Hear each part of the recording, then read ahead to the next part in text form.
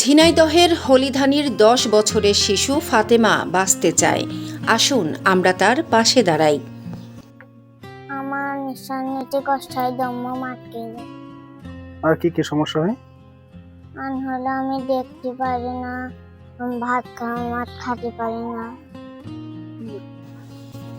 ঝিনাইদহ সদর উপজেলার হলিধানি ইউনিয়নের আলিম মাদ্রাসার পেছনে বসবাস করেন মিজানুর রহমান, পেশায় একজন ড্রাইভার।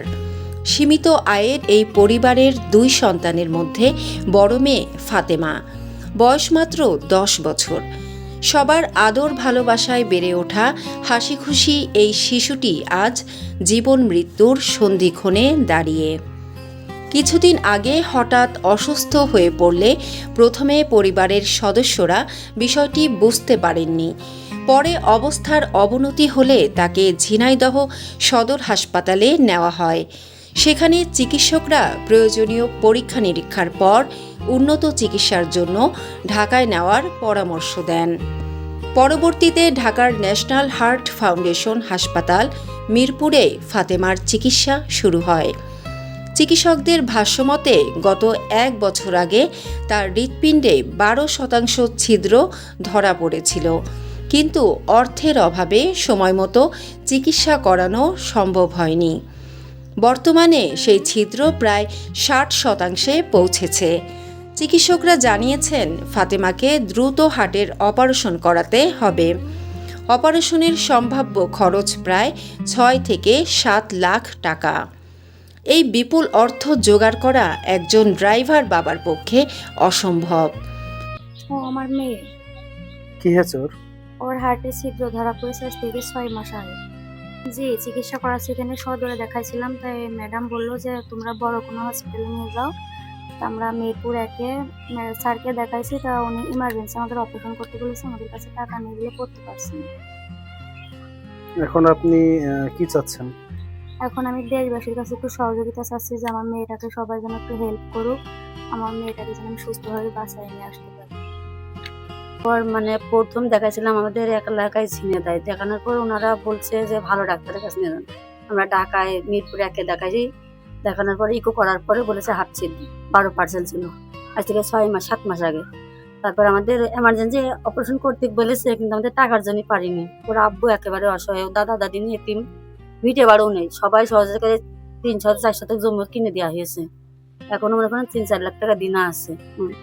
এখন মেয়েটা আবার এই গত ২ মাস আগে ঢাকায় নিয়ে গেছি, বলেছে ৬০% হার্ট ছিদ্র হয়ে গেছে, এমার্জেন্সিতে ভর্তি করতে পেরেছে।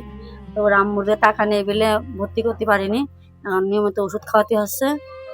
টাইম নিয়েছিলাম, এখন টাইম নেওয়ার পরে মনে করলাম যে টাকা মাকা গুছায় অপারেশন করবো, তোমরা টাকা এখনো গুছাতে পারিনি।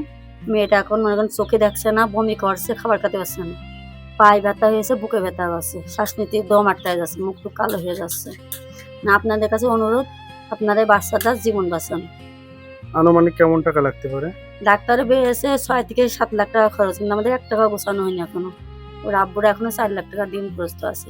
ওর আম্মুর পাখি ছেলেতে ধানমন্ডি ল্যাবে এটি দেখায়। অসহায় পরিবারটি সমাজের বিত্তবান, হৃদয়বান মানুষ এবং দেশ বিদেশে অবস্থানরত সকলের কাছে মানবিক সহায়তার আবেদন জানিয়েছে। আপনার সামান্য সহযোগিতাও হতে পারে ফাতেমার নতুন জীবনের আশার আলো।